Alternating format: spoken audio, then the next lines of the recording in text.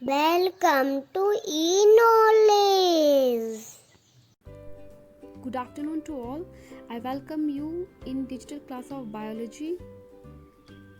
So students, today I will start with my first chapter, that is the fundamental unit of life. But before that, I would like to state what Krishna says. He says that if you fail to achieve your goal, change the strategy and not the goal. For example, if you don't understand any topic in any of the subject, just try to change the strategy and not your topic. I hope the thing is clear to you. So here I'll begin with my first chapter, that is the fundamental unit of life. First of all, I would like to start with the discovery of cell.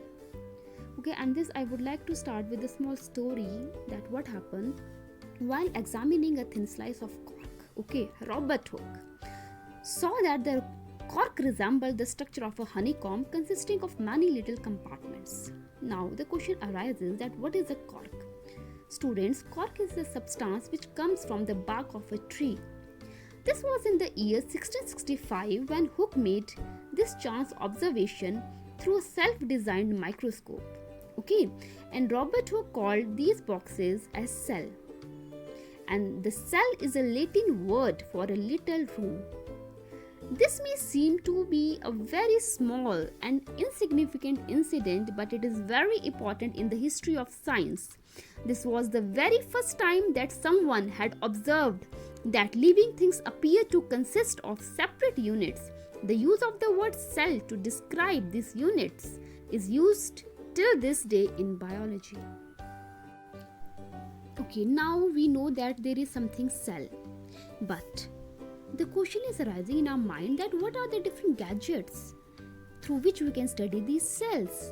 Those gadgets were your microscope. Okay, two common types of microscope that you need to know are light microscope and electron microscope.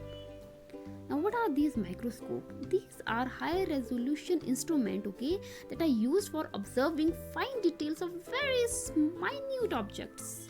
Clear? And cells are also too small to be seen by the naked eye, thus they are seen with the help of microscope.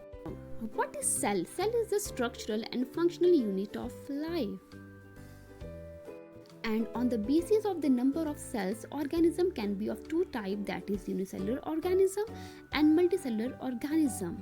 What are unicellular? Uni means one, multi means many. Okay, so those organisms which are made up of single cell are known as unicellular, and the organisms which are made up of many cells are known as multicellular organism. Clear? In case of unicellular, single cell have the ability to perform all the life processes, whereas in case of multicellular, different cell perform different activities. Clear? Example of unicellular are amoeba and paramecium, and that of multicellular are plant, animals and fungi. There is need to know about the history of a cell. I would like to start it with Robert Hooke, who in 1665 discovered the cell.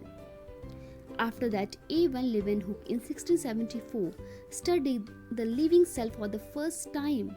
Robert Brown in 1831 discovered the structure called nucleus inside this cell.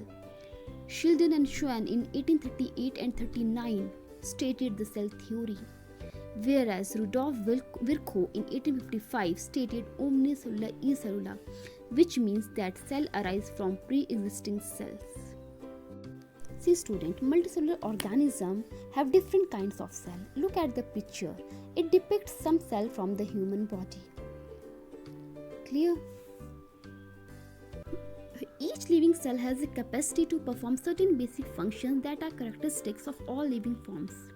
How does a living cell perform these basic functions? We know that there is a division of labor in multiple organisms such as human beings. This means that different parts of the human body perform different functions. The human body has a heart to pump blood, a stomach to digest food, and so on. Okay? And in turn, all these organs are made up of a cell. Okay, and cell in turn is made up of different organelles. Clear?